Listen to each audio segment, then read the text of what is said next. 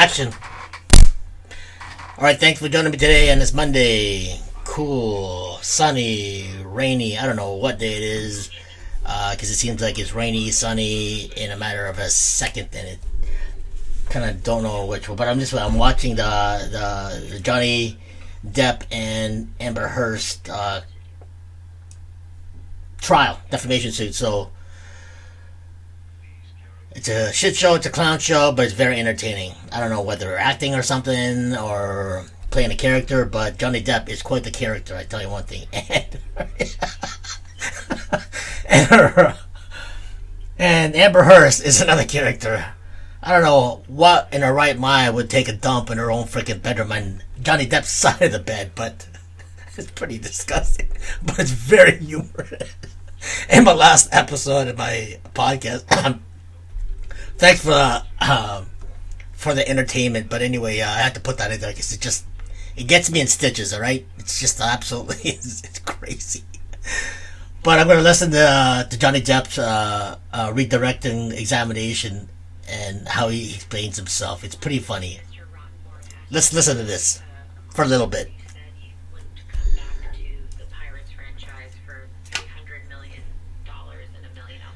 Wow, that's quite the cash. When relative to learning that you would no longer be a part of the Pirates franchise, did you make that statement?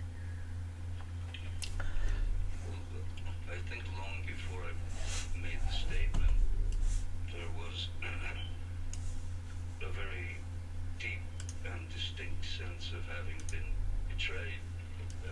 There you go, betrayed. The people that I had been working with, the people that I had worked hard for, people that I had given the character to. The people that you trust. Somehow, So, I stuck to my guns with the character and it seemed to work. So, Do you recall when specifically you made that statement about the $300 million and the 100 alpacas? Objection asked me.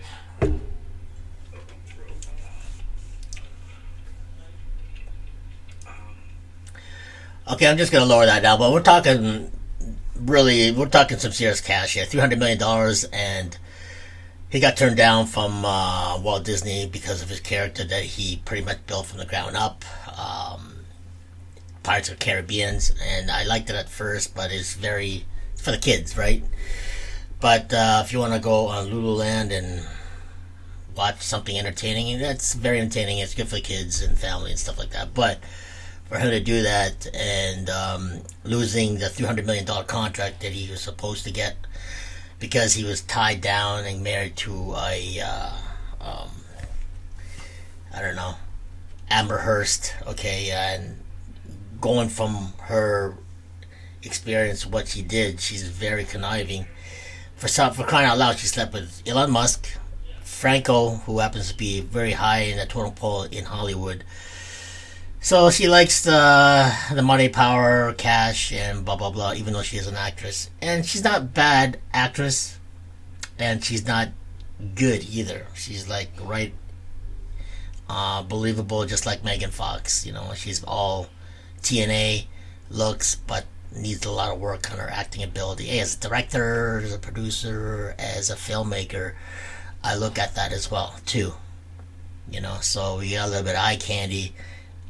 Deters you away from their ability for talent. So, hey, it works for them. Hollywood does like that because it's all glitz and glamour. But with this defamation suit, Johnny Depp lost a lot of money because he was with her, because of her, I don't know if it was a talent. I don't know if it was much of a talent, but it was basically more about her looks. But she did have a couple of movies that was out, and I will talk to you later. I get a little bit of texting here and there. So it is Monday, so people are out and about and do their work and stuff like that, so I'm getting bombarded with a lot of text messages right now. But anyway, the cross-examining Johnny Depp, he lost about $300 million, so that's a lot of chunk of change when it comes to Hollywood, and losing that type of contract because you're with a woman who's not faithful. But it goes to two parties as well. He wasn't faithful as well too, so I can't just blame her. Two are at fault, you know, whether she's a gold digger or not. She can be very conniving and very witchy. And to me, with the last podcast when she did that incident on the bed, it was just freaking hilarious. I couldn't stop laughing. As you can see on the video, I couldn't stop laughing. You know what I mean? And she tried to explain to herself and tried to blame her on her Yorkies who weighed about 4 pounds. So that was just ridiculous. But anyway, that's the cross-examination with Johnny Depp. So let's just see how it goes and see if he wins this multi-million-dollar lawsuit that he goes in. Hopefully they will amends and then move on from their crazy marriage that it should be annulled. But like I said, marriage is a joke now these days. The divorce rate is absolutely astronomical. Okay, I've DJed a lot of weddings. I've seen a lot of weddings, a lot of marriages that I DJed even did not work out. So, you know, it's to each his own, right? If you want to get married, great, but you better find out. You both better find out you're compatible, man. End up carrying each other like Johnny Depp and AmberHeard there. So I don't want to tear down marriages because I love marriages. My parents been married for almost 50 years, so that's beautiful. Like, you know, marriage is great, but it's not a marriage anymore. It's more like a contract. So I don't know. It's everybody's to his own, and you gotta find your happiness. And whoever finds your happiness, whether it's marriage, make sure you find the right one. Just learn from my past experience too.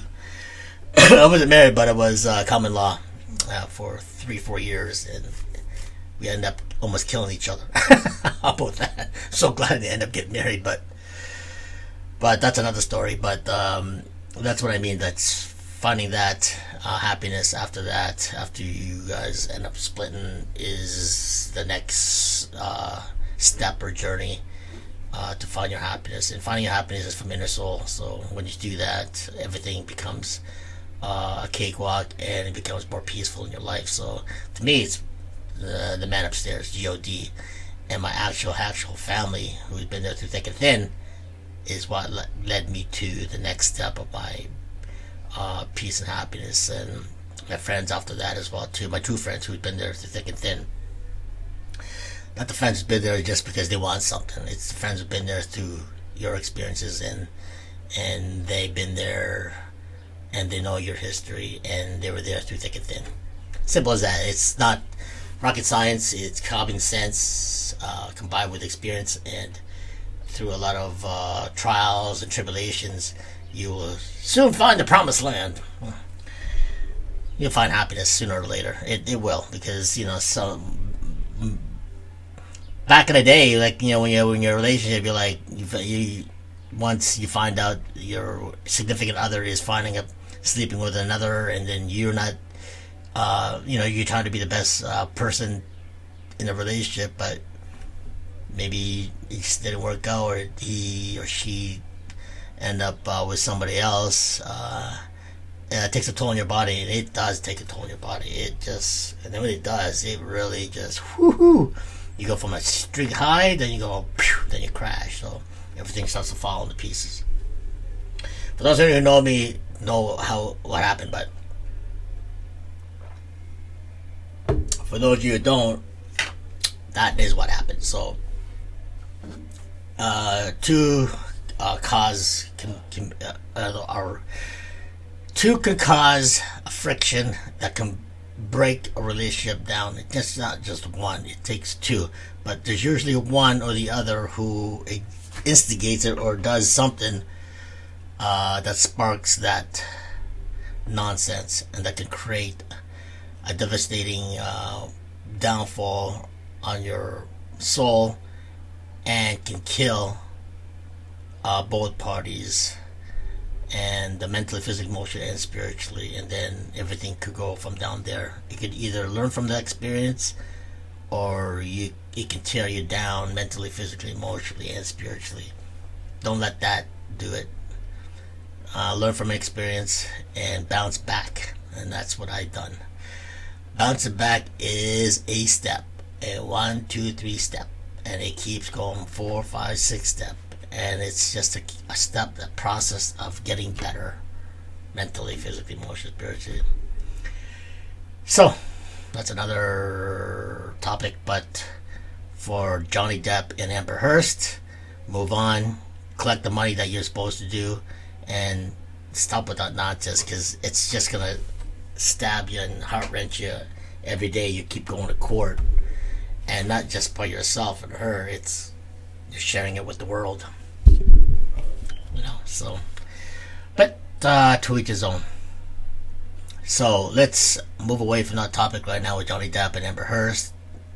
We'll see what happens, because I do watch it, and I like watching it because I like, even as a filmmaker, producer, you like to, in your mind, I also like to create stories for the next project, or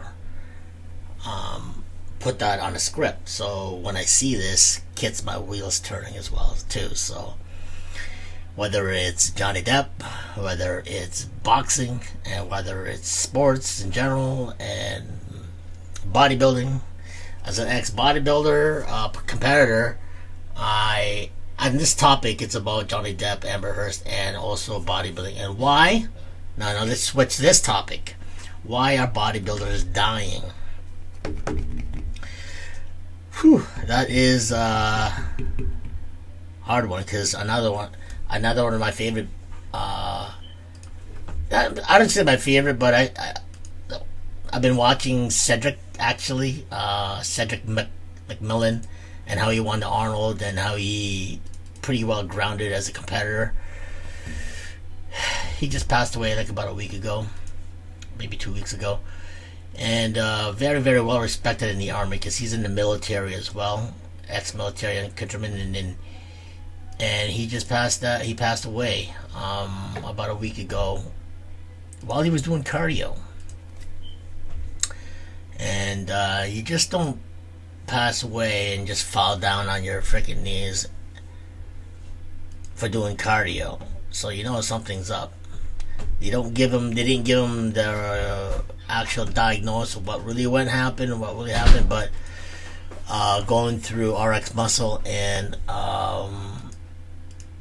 Chris Exito, who happened to be one of his dietitian or trainers, are following more in depth of what happened. So an RX Muscle with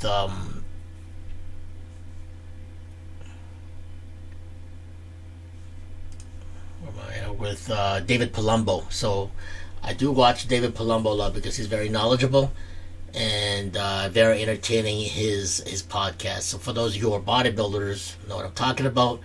I've watched Palumbo at the time when I was in my prime as a competitor back in the 90s. I think it was 93 or 94. I competed in the Toronto's, and it was a pro show, and I was trying to get a pro card, which I failed at, because little did I know that not only that you have to have a lot of money to spend, a lot of money to buy drugs to inject to your body, you gotta go out against competitors who are mass monsters, and who've got genetics from the wazoo. I could only have so much genetics, and then when you have genetics with synthetics or any drugs, can enhance your physique on stage, depending on what the diet you do and how you want to really target your weak spots and whatnot. So, but it was a great run. I enjoyed it a lot, and I was a great competitor. I was mostly a showman. I love to compete. I also like to entertain as well too. So I put that in one of my videos out there. I'll probably put a clip. Very infamous about doing my RoboCop routine, and it caught attention, and a lot of people started following it as well too. As a competitor, and and watching the pros, and gets you sparking. Lee Priest was one of my idols as well too, because he was short in stature but a mass monster, just freakazoid looking. You know what I mean? And to me, I respected that, and always wanted to be that. And I went to one of his. I'm trying to find a video or a picture that I had at the time when I was with one of my exes, or with my ex-fiance, sorry. And she took a picture with me and Lee Priest. Gosh, I gotta have that picture. If I do, I'll paste it on this video. But it was an awesome time when I first competed, and I seen Lee Priest. You know what I mean? He was like maybe 4 years younger than me, but he was just massive. The genetics played a pure. It's all genetics combined with synthetics or any enhanced muscle enhancements as well. But but that's what the sport is all about. Can't kid yourself when you're just taking protein powders and amino acids and you're thinking you're gonna be a freaking Mr. Olympia. It's just not gonna happen. Genetics or not, you gotta take more things in synthetics and train like your ass off to become top competitors. And those who are in the pros will tell you. And hopefully, I have one of my good friends of mine back in the day in the old bodybuilding world, back in the 90s. Have him interviewed one day. It's just timing. But right now, I'm just as my first bodybuilding podcast. I'm gonna talk about the sport and why are everybody dying. I am so glad I'm out of that sport. I don't work out and bodybuild anymore. The only time I work out now is when I go outside. I'll go for my walk my dogs. I'll do a couple of stretches, do a little bit of push-ups, a little bit of biceps and curls, just to stimulate the muscle a little bit, because I am getting a little chubby. But I'm healthy, and I'm mentally strong, and I'm mentally, physically healthy, and that's all that counts right now. And that's all that counts. I don't want to do that stuff anymore. I don't want to compete anymore. I don't even have no desire to go to the gym anymore, because everything hurts when you wake up, and especially when you're at that age when your metabolism starts to slow down. So you're at the age of 50 and plus, everything starts to slow down, everything starts to hurt. So you gotta take more care of your body, mentally, physically, emotionally, spiritually, and everything is now in tune, and everything is now on track, considering all this COVID BS, and hopefully this will end soon and everything will be exposed. That's another story. If you want to see that, go check out my Rumble. I'll give you more in-depth of what's going on, and on my Rumble, 3D Red Pill Warrior. So check that out. I can't say it in BombTube because politricking. When you talk about politricking on BombTube, they will delete you, and I don't want that to happen again so many times. So now it's just podcasting, films, music videos, and also going a backtrack of my family and friends and all that good stuff. Music mixes on this LA Entertainment TV. So this is where you're gonna find all the good stuff. Where you have my films, music documentaries, and music mixes on this channel. So be sure to check it out and spread it far and wide, so suppress the algorithm, so it expose and spread out throughout the world. Because the algorithms is what, oh my gosh, big tech knows what they're doing. And when they have control of your everything when it comes to digital format, or they really have control. So you have to play by their rules, which is fine, but you have to learn from your experience. But you don't always have to agree with them, but you play with the rules. You don't have to agree with them, but you gotta say it in a manner so they won't offend you. Politrick. Boom. How about that? But anyway, that is why are bodybuilders dying? Boston Lloyd passed away about a month ago. Way too much synthetics. He was his own lab rat. He tested way too many synthetics, too much positive, too many stuff he put in his body. I don't know what he was taking, but his liver gave up. And when your liver shuts down, everything shuts down. So that's what happened. And looking through his other videos, you'll understand. Just look under Boston Lloyd, or just go to Dave Palumbo's YouTube channel. I'll let this play out and let's listen to a little bit of Dave Palumbo, Chris Exito, and Cedric McMillan about Cedric McMillan, who passed away like last week. Okay. He wouldn't listen to people. He'd soak it in. Yeah. And so many people would do that with Cedric that he was in contact with people all the time, managing their affairs, so to speak. Their problems, and it would take a beating on him too, because he wouldn't stress out and worry about John's issues, but when John was talking to him, there's a difference between me listening to John and saying, yeah, okay, do XYZ, John, or screw that, and Cedric, who would like ponder it in his mind and think about it 3 days later, and a week later call up John and tell him, hey, maybe you should do this. Was there ever, you think that stress got the best of Cedric, or do you think was there some kind of cause of death that was revealed? I don't know the cause. I spoke to his wife, and soon after, and she said there's just a lot of misinformation going around. She was thinking about putting something out there to clarify, how he died. Did he die? I don't know. That's what I heard. Well, everyone heard something. Yeah. And it's a private family. What they hear, they probably don't know. Was there an autopsy performed? I don't know. No. It's just, when you see a guy 44 years old drop and die like Yeah. that. Yeah, exactly. When you see a 44-year-old drop and die like that, is a little bit odd and peculiar. Yeah, so you're just being honest with yourself, and you gotta. Well, you know what, Dave is. I don't know what's going on with my. Rick, and I didn't talk to him like infinitesimally like I used to, like since 2017, but we always. What is going on?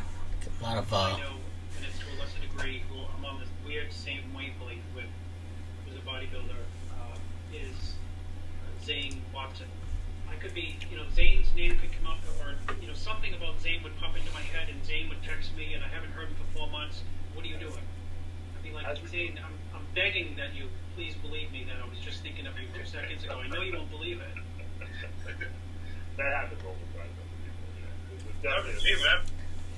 Okay, so I'm gonna pause it there. That's just one incident about one podcast that Chris Exito and Franco Colombo are talking about one of the bodybuilders who just passed away recently last week about he had pneumonia. So that sounds like COVID related. You know what I mean? It sounds like related, and you just don't. You don't just do cardio and then you pass out, right? We do middle cardio. Just why, right? So do your own work, do your due diligence, and do your own digging in that aspect, because like I said, you got to hear from the horse's mouth, but you also got to know the truth as well too. And you know what I mean? Like he was a very entertaining guy. He was a showman. He had a family. He had kids. Hearts and prayers to his family, kids, and his wife. And do your own due diligence, and your common sense, and let your spirit guide you through the right and the truth. So that's all I can say, and I can only say my part as well too. So that, my friend, is why it's so scary to fiddle around with bodybuilding and competing now, because everybody wants to outdo each other and everybody wants to be a man's monster. And the more shit you put in your body, the bigger you put your body in, you want to compete, there's no end. It's just